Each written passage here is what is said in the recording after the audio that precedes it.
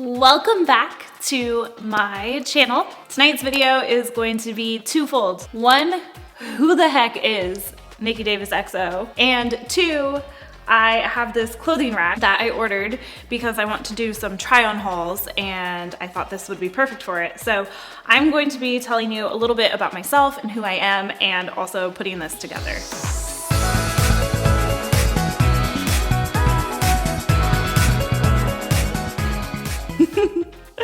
I don't know what's more of a challenge, describing who you are as a person or talking and doing another task at the same time. All right, let's see. I think these might be instructions, and if they're not, these behind me might be instructions.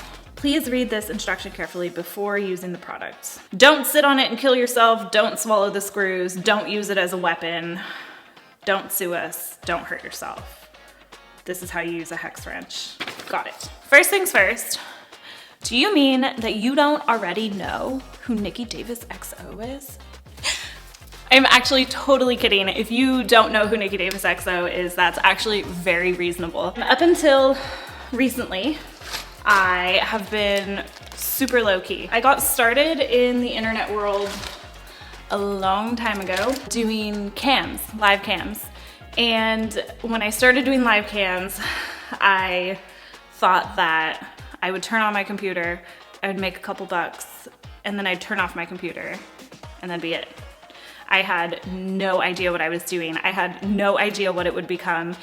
And I, quite frankly, looking back on my old self, was delusional about what that whole thing would be like.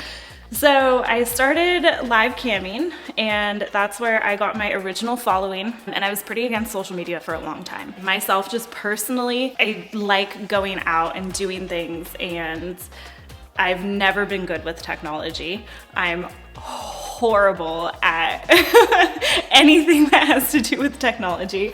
So I just never really tried. I never put any stock into Instagram, YouTube, any of it. I did have Twitter for a very long time, but other than that, I would cam, I would do really well camming, and then I would be done. And that would be the end of it. Also, as I'm sitting here rambling, I'm realizing that I'm not actually doing anything. So let's see, I need parts A, C, and B. So I started in the live cam world. I did pretty well in the live cam world. I wasn't expecting any of that. Like I said, I thought it was just like a thing that I would just make a couple bucks and hang out and like maybe flash some people, and then that would be the end of it. I had so much fun with it, and I started doing really, really well. So I used to do that really frequently. And then of course this thing called OnlyFans came out, and I was hesitant to join OnlyFans because I'm just a pain in the butt like that. I'm so like that with everything that's new. I'm like the last person to jump on any trend. I'm like back in, gosh, what was it? High school, when everybody got Facebook. I was like, that's dumb. Facebook's dumb. I don't need Facebook. I'll never be on Facebook. And eventually I did join, which I don't have my Facebook anymore, but I was like, nobody's gonna use Facebook. That doesn't matter. Now today, it's like still a thing. I bet there's a tool for this. And this thing goes in here. If this clothing rack falls down while I'm on camera, I promise I'll leave it in the footage. Sometimes you just have to force it. I feel like I could be screwing it in really crooked. Okay, so anyways, I was saying, started on live cams, moved to OnlyFans. I was still live camming. I still, at this point, was delusional about social media and about what this career was going to be for me. Granted, at this point, like at the time of OnlyFans coming out, I had been live camming for a really long time, but I still thought that I would just do that for a while, maybe one day meet my Prince Charming, and then I would just be done with the internet. And that is just a crazy thought because the internet's kind of a big deal. Like, it's not going anywhere. I feel like it doesn't matter if I'm in the live cam industry or if I'm in any other industry. I was probably gonna have an internet presence. It was 2023, and a couple of things happened around the same time. One of those things is I met somebody else who's in the industry. Her name is Ainslee. Her handles are Chasing Ainslee. You might have heard of her. She's a huge deal. She's like a really, really big deal. She has over 1 million followers on Instagram. She's an absolute sweetheart. And we met because we were camming on the same live cam site. So she actually had a trip to Maui booked, and she had contacted me and she was like, hey, I'm going to Maui. You know, we've always talked about meeting at some point. Maybe this is the time. Like, do you want to come to Maui with me? And I was like, sure, what the heck? That sounds like so much fun. I haven't done a lot of meetups with people. It was like pretty rare for me to actually say yes and take up the offer, but I did, and I'm so glad that I did because she was like such an inspiring person. And I got to hear all about her business and what she does and how things are for her. And basically she was the reason why I decided to take Instagram seriously. She's like, this is how I run my Instagram. This is what works for me. She's very kind and giving of all of her knowledge. And it was just really eye-opening, I guess, to meet with her and talk with her and hear about everything that she does to run her business. I had never really advertised for my OnlyFans or anything outside of live cams. Like, the people who found me and were subscribed to me found me because they had a relationship with me already through camming, because my internet presence was really small. Around the same time that I met Ainslee, I also received an email from a company called ReelMe. I had never heard of them, but for some reason their email really caught my attention. I usually ignore emails like that, and this one just stood out to me. I think it stood out to me because I was having a heck of a time with the live cam site that I was on. They're just, even though I did really, really well with them, they're just not known for treating their creators very well. So I was struck by this company called ReelMe because their whole mission was to offer an OnlyFans type platform, but better. Like, better in the features and better in the customer service, not only to the user, but also the creator. So I was like, I wonder if this is something serious, like if this is real.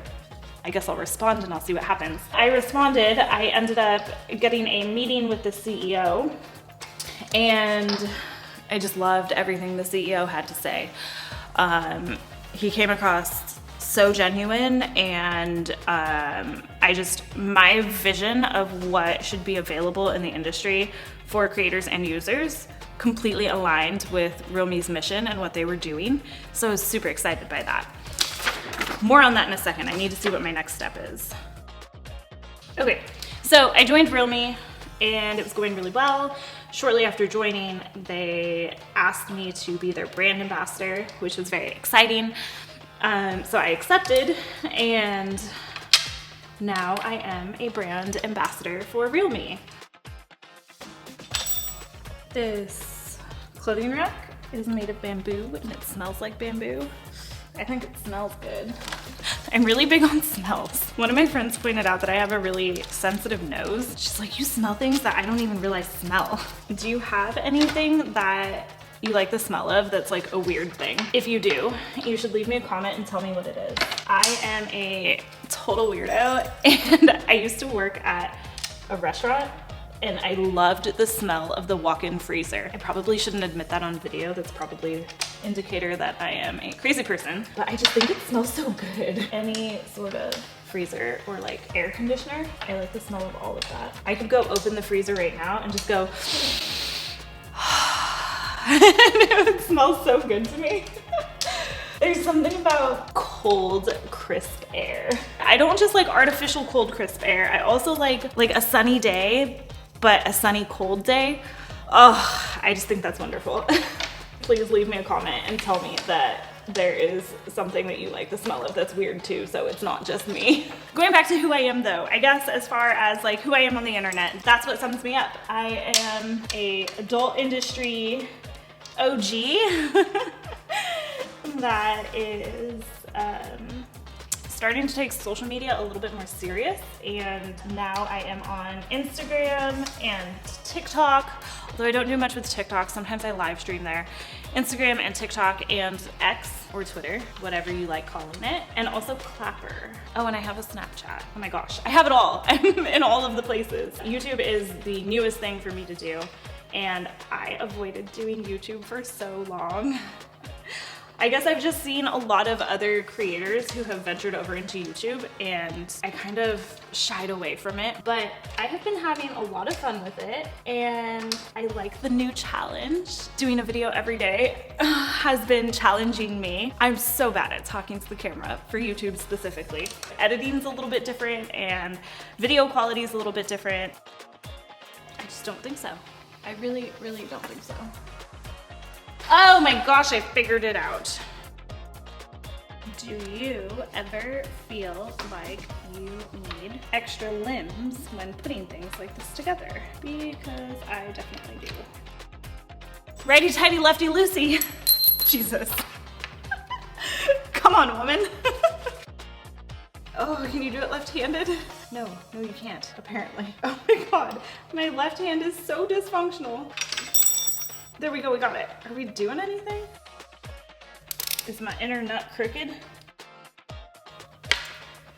Oh my God.